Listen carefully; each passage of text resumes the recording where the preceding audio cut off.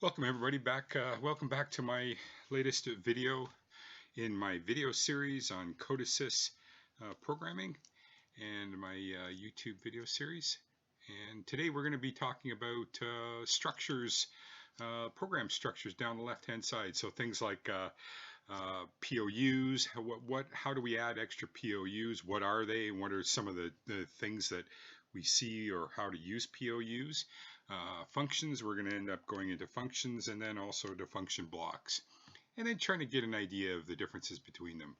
Also, we're going to throw in global variables. We're going to look at using global variables in amongst other multiple POUs and things like that. Okay, so let's just dive right into this. So what are we talking about? The structure down the left-hand side here, we see that we have multiple programs. Let's call them programs, or POUs as they're called here in Codesys. And of course, we have our task configuration. Well, in most PLCs, what you want to do is you want to, instead of putting all your program into one program area or POU, what you want to do is divide and conquer your program. So if you've got a large program with all sorts of different functions or sections of the machine and so on and so forth, you might want to split it up just to divide, as I said, divide and conquer, and split up your program so it's easier to manage. So how do we do this? We can add multiple POUs by right-clicking the application folder there, to the top part, and say Add Object, and go down and select POU. You'll notice that the default is to add a program, POU as a program, and instead of a function or a function block. We're going to come back to this when we want to add those later on.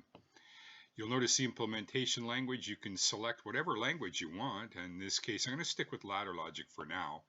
And I'm actually going to give this POU, I'm going to give it a name of POU1, just to give it a different name, and say add. And it adds another POU for us, POU1. Now what's interesting is in POU1, just like we do in the main program, the one called PLC Program, you can go and do your ladder logic or whatever programming language you're using. You can structure it there and do that function. So I'm going to go in, and let's say I'm going to make a contact. I'll put a contact in, and I'll put a coil. And what's interesting is I could actually, I'm going to use PB2 and PB2 just to stay with the convention that we had from the previous section, and say light 2. Now, what's interesting is these two programs, or these two POUs, are actually isolated. Any variables that you put in the header of your POU are local to that POU. I could actually use the same names that we had in the first POU. I could have actually used those same names if I wanted to. I chose just to be different in this particular case and call them something different, but I could actually use the same name. Okay, so with that in mind, there's more that I have to do here, but let me just show you what happens if I was to just download it. We're not finished yet. If I just download that what we've created so far and push play, and let's take a look and see what happens. You'll notice down the left-hand side in the structure, you'll notice POU1 is grayed out. And also on top of it, even though we're in run, if I go and double-click PB2 here, it doesn't actually operate. I can't actually do anything with PB2. Of course, I can go to PB1 and I can double-click and write and change PB1 all day long. What's interesting is, what you should notice is this blue line is indicating that this network is being scanned. Whereas if we go over, it's subtle, if we go over to POU1, you'll see that this network is not being scanned. There's no blue line there. Okay, so the point is that we have to actually trigger or call that POU from somewhere. Somehow we have to actually call it. And I just wanted to show you what it looks like when you don't set up a call inside your structure, inside your program. So let me go offline and let me show you. There's actually two main ways to call your POU. Okay, so So again, if you're used to, let's say, Rockwell automation, in Rockwell you would have subroutines, and in there you would actually use a jump to subroutine call to call that routine, as they call it. In Siemens they would call it functions. So they only have functions and function blocks. So you'd be calling a function just basically as a block. So either way, you'd be dropping a instruction down on your program somewhere to actually trigger that sub, in this case POU. Well, you do that here. You can do that here. So I'm going to add an extra network. The quirky thing about it is that again, if you're used to these other programming languages, you'll notice there is no input or output to this POU. You can't tell it to turn on or off. It's just going to trigger that POU at that moment. When it gets to network 2, it will trigger POU 1, and whatever's inside there will be functioning, will run. Okay, so this is going to be the first way. That's the first way to actually do it. Let me log in, show you this actually operating, and you'll see this happening. So in PB1, of course, that's being scanned. POU1 is being scanned, and you'll notice that it's blue in here. And if I double click, oh, I got to push run. If I double click and write all values, you'll notice that sure enough, POU1 is running. Okay. Okay, log out and go back to what I would call the main POU. The main POU or PLC program. Go back to it, and again you can see the POU1. And I just want to go over this again. This doesn't have inputs or outputs to the POU at this point. What we're going to be able to do is when we get to functions and function blocks, we're going to actually be able to set up functions and function blocks with inputs and outputs. So here at this point, if you're just calling the POU from the side and dropping it down in ladder logic, it's basically used for organizing your program. This is the way that you're going to be able to organize your program. Now, you can do it this way. You're more than welcome to do it this way and then salt your POUs wherever you want inside your program. Absolutely, there's nothing wrong with that. Or what you can do instead is Codesys has a nice feature where you can actually call your POUs as part of the task calls. So they do have a further structure down below, a little bit down below, where they actually have separate tasks where you can actually call your POUs. So you don't need it. If you're going to go and do POUs and you just want to do it for organizational purposes, you don't need to actually call them in your ladder logic. It saves you from doing that. Okay, how do we do this? Right click, add object. You can add a program call, and the program to call is going to be POU1. Say OK and add, and it's going to call it. Okay, let's try it. I'm going to download, say OK. And sure enough, again, using that subtle blue line, you'll notice that POU1 is actually being called. And if I push run and double click on PB2, you'll notice it does actually trigger light 2. See that? Okay, so that is, again, if you're just going to split up your program into separate POUs to organize it, that's probably the way that I would suggest doing it. I'm not necessarily a big fan of the POU call inside the block, inside the ladder logic, as I did as the first example. I'm not a big fan in Codesys doing that, because Codesys does provide this structure down the left-hand side. I'd prefer it this way. Okay, let me go out. That brings other thoughts to mind. Well, then what are all these tasks? What's this task configuration? What can we do here? And here's where some extra structure comes in. And again, if you're used to Rockwell Automation's control logics, you'll know that you have tasks that you can create in control logics. And the idea is exactly the same here, where you have the option to have different task types. So we have what's called a freewheeling type here in Codesys. That would be our continuous in Rockwell. And we have our cyclic type tasks. Okay, how do we set that up? You'll notice this main task here. If I go into edit the object, you'll notice that it's set up as a freewheeling task. What does that mean? What does freewheeling mean? Freewheeling means that it's just going to always run in the background. It's just going to always run continuously on and on and on. It's just going to keep running. It's going to never stop.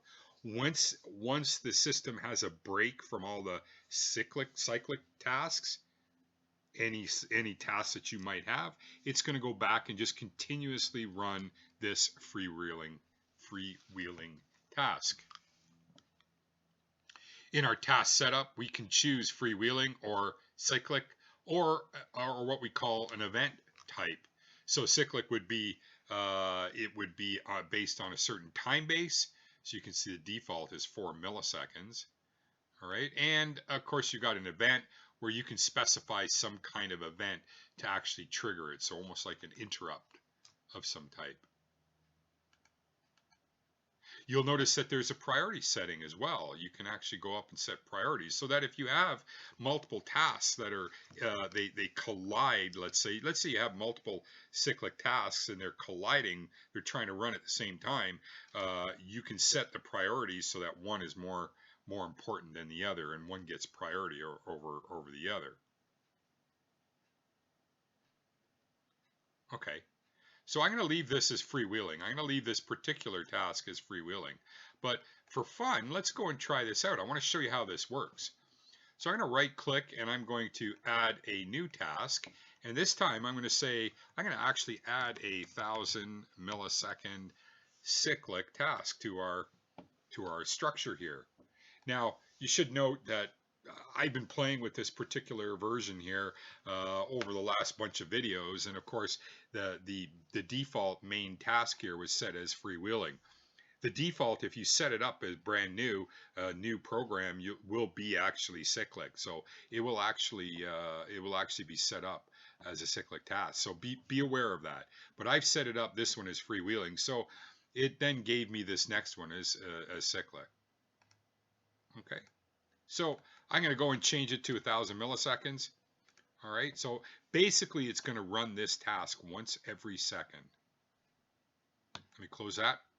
And what I'm going to do is I'm going to drag POU1, the call for POU1, I'm going to do inside this cyclic task. So it's interesting, in Rockwell, you actually drag the physical task inside, or the physical program inside and put it in there. But here, they've got a task and the call is inside the task. Okay, so just to show you this working, I'm going to actually go into POU1, and for fun, let's actually go and add an add instruction, and I'm going to get it to add 2 numbers, tag 1, actually 1 number onto itself. I'm going to make what's called a free running, I'm going to make a scan counter, tag 1, and I'm just going to add 1 to that. And actually I want tag 1 to be a dent, give it some room, and we don't need light 2 and the boolean, that's the only tag we need. Good to go. So let's try this out. Online, login, say yes. It's downloading, and I push play, and then go into my POU1, and you can see it's actually counting by seconds. So that's using a freewheeling task and setting up a separate cyclic task. So now what's the point? I mean, what's the point of having these tasks periodic tasks where you trigger on a certain event or certain time base? In the case of a cyclic task, the reason why we have that is for time critical type devices. Okay, so like a metronome, so like somebody learning to play the piano, they use a metronome to sync up with the count or the time of the song. These periodic tasks or cyclic tasks here in Codesys give us the ability to sync up with a certain time. The task will get triggered at a certain time, always at the same time. It makes the POU inside there very deterministic. Where would we use this? The most notable place that I would use this is something called a PID loop. If you were actually doing a PID loop, if you're implementing a PID loop inside your system, you would want to do that inside a periodic cyclic task so that the rest of the freewheeling ladder logic didn't affect the timing of your PID. Well, what is a PID? A PID is a regulator. Regulator like the temperature regulator in your house. The thermostat in your house actually has a temperature regulator inside, right? It's regulating temperature using your furnace or air conditioning for that matter. The cruise control in your car, that's a regulator of some type. Okay, same idea. So if you're ever implementing a regulator to be more consistent, that's a time-based type function, and to do that I would do that inside a cyclic task. Okay, log out. That is our let me delete this and delete my task, and I'm going to actually delete POU1, and let's move on to looking at the difference. What's the difference between POUs and simply using functions? What if we wanted to use a function? Well, with functions, what we can actually do is basically make our own instructions. That's really what we're trying to do. Multiple POUs are really used for organizing your program, but functions and function blocks give us the ability to make our own functions, our own instructions. Okay, so how do we make those? How do we use those? I'm going to right click, say add object, and I'm going to create a POU. It is a POU, but in this case it's going to be, we'll start with a function actually. Now you do have to give it a name, so I'm going to call it and actually what I'm going to actually do for you is I want to actually do a motor starter type circuit. I'm going to create a motor starter circuit, and I want to show you how that looks when you create that, and the difference between, it's going to give us the ability to look at the difference between functions and function blocks quite easily, because we're just using ladder logic to do that. Okay, so motor starter. I'm going to call it motor starter, and because it's a function, I'm going to show you both, so I want to separate them. So I'm going to call this motor starter function, and it's a function, and you'll notice that all the functions return a certain variable, a boolean in this case. You can change it to other types of data types, but I'm going to leave it as a boolean.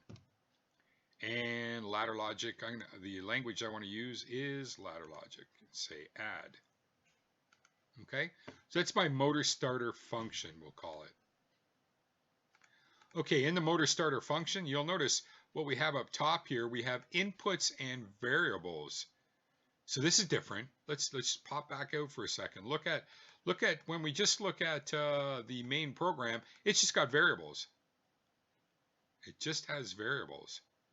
But in your function, you actually have input variables and internal variables. That's what this is. And actually, you can make, if you want, output variables onto your function. But I'm not going to make that at the moment. Let's just show you what it looks like if I just do a couple of inputs and see what happens. So I'm going to say enter, and I'm making a motor starter, so I need a start push button, start, and that's going to be a boolean. I'm going to do a stop, and that's also a boolean, and leave it at that. Now it's going to return the function block itself. The return is going to be on MS function. We're going to see that. It's going to return a boolean. It's going to return it off the side of the instruction. So okay, so let me leave it at that, And I'm going to go out, or I should actually do my ladder logic in here as well. So I got to do a contact. I'm going to do a contact. And I'm going to do a coil. And actually, I'm even going to go and do my branch start, and branch end. And then I'm going to come in here and say stop. It's my stop push button. Here's my start. Here's my MS function is what's going to be driven over on the right here. So MS function is what's going to be driven. So MS function is going to actually, that's what's actually going to be returned.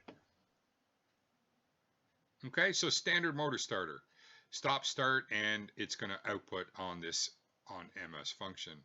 I'm going to close that, and then in my main ladder logic, what I have to do is I can add a network, and then I can actually go and add MS function as an instruction now. Look at that. This is your call of the POU that's called MS function. So motor 1 start. Let's put some stuff on this. I'm going to create a couple of tags for it. So start, motor 1 stop. And let's actually go and put a coil off the back end of that. And we'll call it motor 1.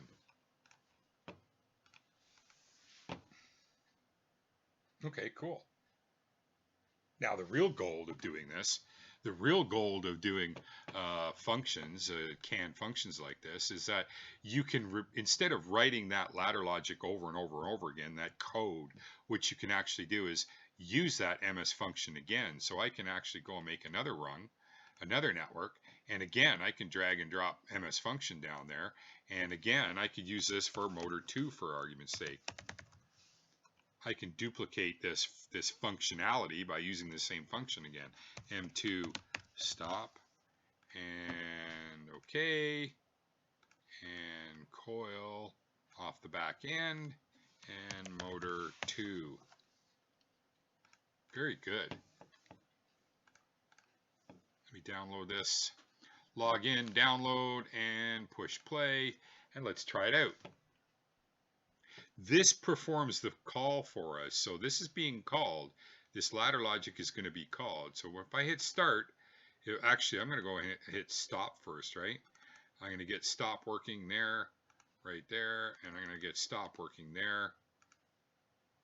And then if I go and hit start on motor 1, you will see that motor 1 actually turns on. See that? And it's performing the ladder logic that we know that we have inside MS function. It's performing that ladder logic, right? And again, I can go and hit, and it's separate. It's separate ladder logic. I could do this over and over again, couldn't I? Okay.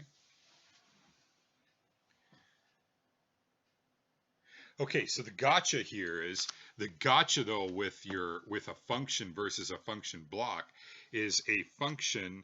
The difference between a function and a function block is a function block will retain its values from call to call, whereas a function does not.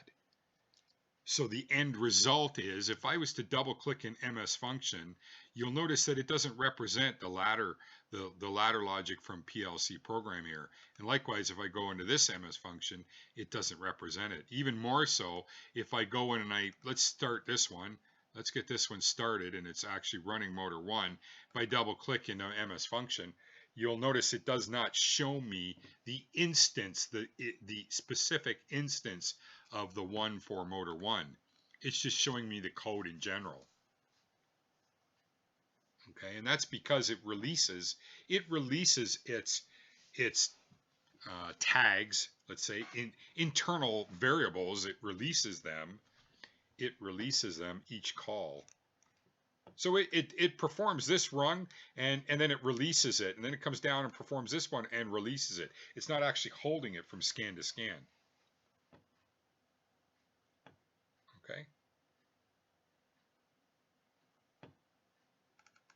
Okay, but that's kind of an interesting that's just kind of an interesting twist to doing functions. This is a way of making sort of some basic functionality, and as a matter of fact, you actually have the ability to make an output if you wanted to. I could have made an output if I wanted to off the back end of this function, and like I said, in the function itself, I could go into the function and create. I could say, yeah, I want a variable output.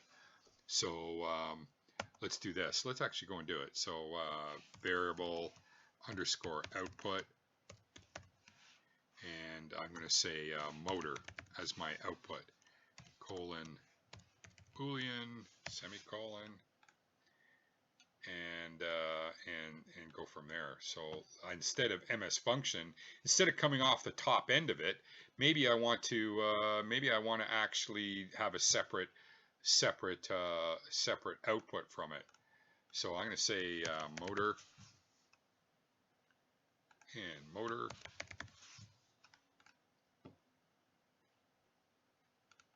And even adding one more thing to it, what was this idea? Why does it have internal variables? Well, maybe you're going to do stuff that's just internal that stays inside this function. So maybe, for example, let me go and put another network down below, and maybe instead of motor, maybe I have this is actually run. Let's call this run, and we'll call this run. And maybe then from there I'm going to use run as my driver for the motor to drive to actually drive the output as a motor. So coil, something like this. What if I was to do something like that? Okay, so run is not going to be, you will not see it as an output from the block. That's internal to the block and it stays there. So if you have internal variables, you would put that in the variable area. Okay, closing this, saving it. You'll notice it doesn't represent, the instances don't represent the instruction. You have to right click it and update parameters, and it will show you the output. Again, right click, update parameters, and it'll show you the output. So this time I'm going to change this to, let's just call it light 2, and just to give it some kind of name, and I'll call this light 3 and some kind of name, and then this time I'm going to say motor 1,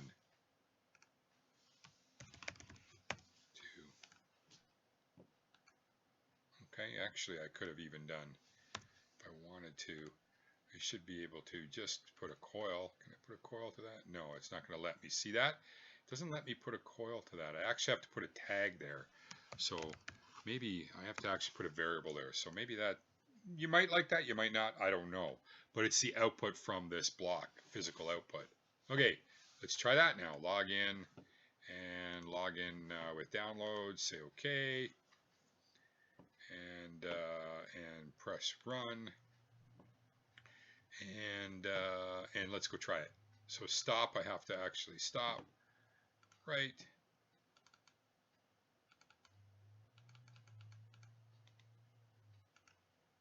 Right, let's start this and let's see it operate.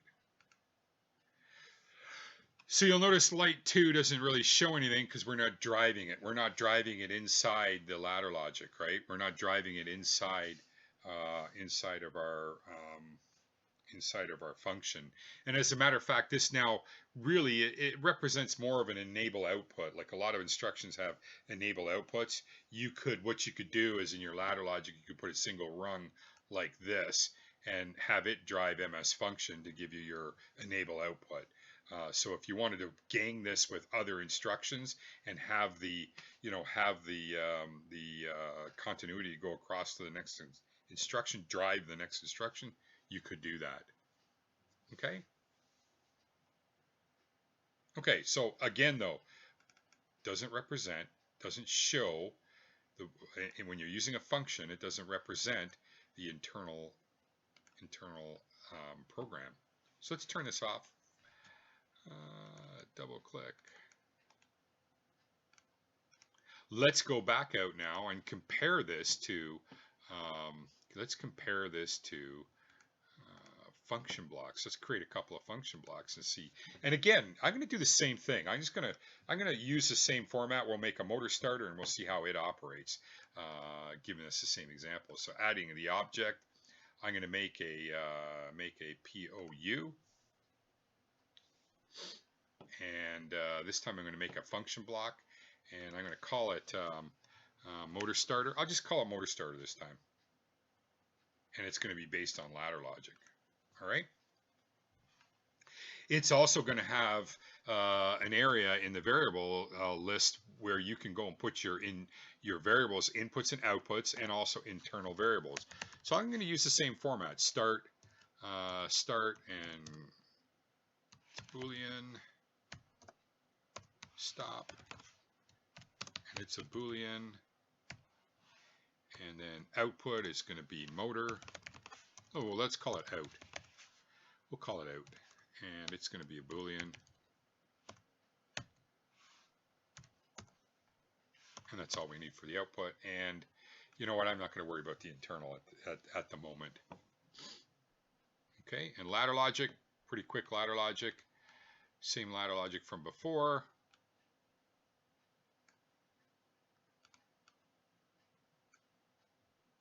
And we're going to put a branch in. So there's a branch. And branch there. And we'll call this stop. This is my stop. This is my start. This is my out, and let's call that out. Okay, motor starter, good to go. Close that. I'm going to go and add a new network, and in this case, I'm going to actually drop down the MS. I'm going to drop down MS. Now, you should notice right off the bat, there's something that's different. It actually has a tag above the block. A tag above the block, or a variable above the block. It's going to actually be of data type MS. So as a matter of fact, it's going to make a structure for us that's based on this format, on the format of this block. Whatever it needs, it's going to create that, and it'll create a variable that's based on it. Each instance of this, every time we create a block or use this block, each one is going to have to have a separate instance. It's almost like in our timers and counters, where each timer, each counter, we needed to have a separate instance each time. Okay, so let's use this for. So yeah, you can see when I click away, it's giving me MS0 with data type MS. So when I'm going to go and use this for motor 3 this time. Start. It's going to be a Boolean, and M3 stop, and the OK. And you'll notice it doesn't have this enable output. It just has the output that we defined. So I'm going to go and define that. So coil, drag and drop that down, and this will be for motor 3. Okay, for fun, let's go and copy and paste, and I'm going to make this a new instance, and I'm going to make this for 4.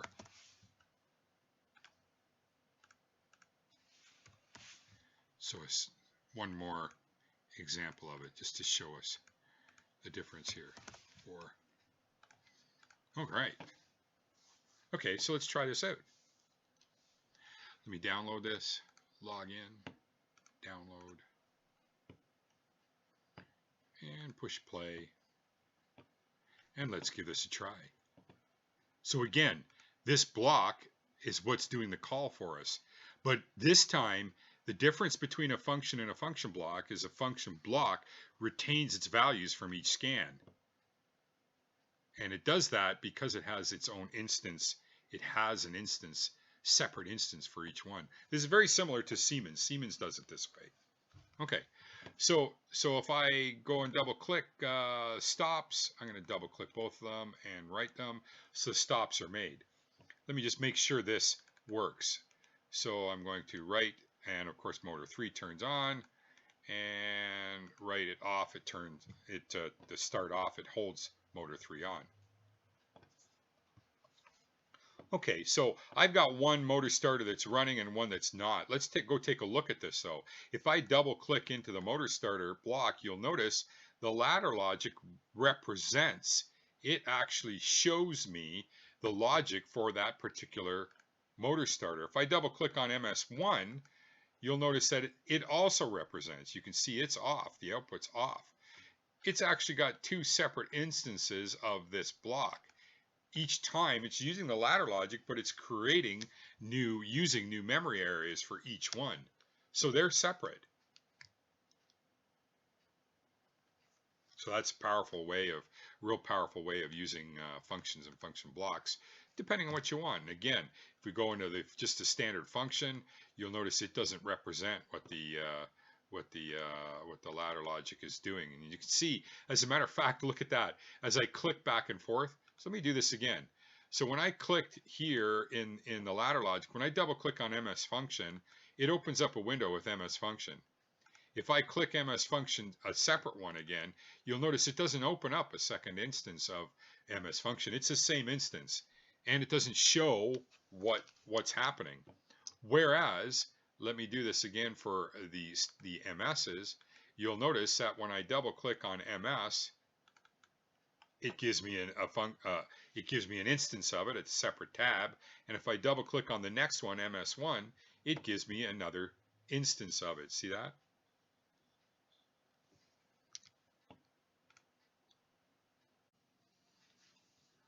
So the last thing I wanted to show you in this video is how to use global variables and use that take advantage of them in multiple POUs. I stopped the video and cleared out some of all that logic, the function block logic, and we're just back to a basic program. And I'm going to show you how to use this. Now, I can go and create a new POU if I wanted to, but interestingly enough, what I'm going to do this time is, instead of actually creating one, I'm going to actually copy and paste that main POU. Now what's interesting is, you'll notice if I double click and go into the second example of it, you'll notice that it's using the same ladder logic, it's using the same variables, tags and everything, and I can go ahead and make I'm going to go make a call to that new POU Program 1, and say OK. Now, this is really advantageous for OEMs that want to, they're making, let's say, a machine with multiple sections. They want to use the same naming convention across each section. Each section is the same, let's say, and they just want to use the same names over and over and over again.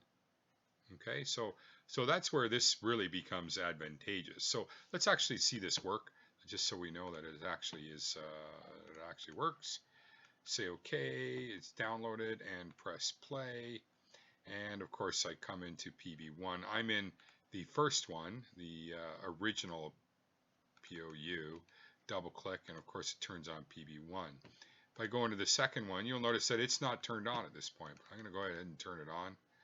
Double click and turn on that PB1, and you can see light 1 is actually operating. Okay, that's great. So that gives you an indication of how we have local variables. These are local variables. This PB1 and this PB1 are not the same PB1s. They're separate PB1s. They're totally separate. They're isolated and what we call local variables, local to that POU. But what if we also wanted to have, let's say, a global variable in all of this, a variable that's the same across all POUs? Well, we can do that as well. So if I go offline, I'm going to go back, log out, and what I can do is I can actually create, if I right-click application, I can actually create what is called a global variable list. Default name is GVL, say add, and in the global variable list, I can actually create variables that can be used across all POUs. So for example, let's make one called eStop, or eStop's fine, or permissive, perm's good. There, and let's make that a Boolean and leave it at that. Okay, that's a variable in the global variable list. That can be used by all of my programs. So for example, I can come in here in ladder logic and I can use perm inside here. So I have to be careful though. I can't just type perm. I actually have to give it the GVL name. So you're going to see that when I actually put this down. So when I click in under application here, so what I did is I clicked the ellipsis button, go to application under GVL. You'll notice there's a tag called perm. Say OK and put it in. You'll notice it puts in gvl.perm. It's saying that it's a global variable. I can actually copy this and use this. I'll use this same tag, same address up here in this next, in the original program. So both of them actually have this. Okay, but this is one in the same. So what's interesting is this will trigger when I write it once in one, it will write in the other as well. So if I say run and go and hit perm, so I'm in the first PLC program. I'm going to double click perm and turn it on, and you'll notice when I go to the second one, it is also on in that one because it's a global variable, single variable used across all of the POUs. Okay, so that is the global variable list, and in there you can do all the normal variables, dints, and we're going to see in a later video arrays and so on.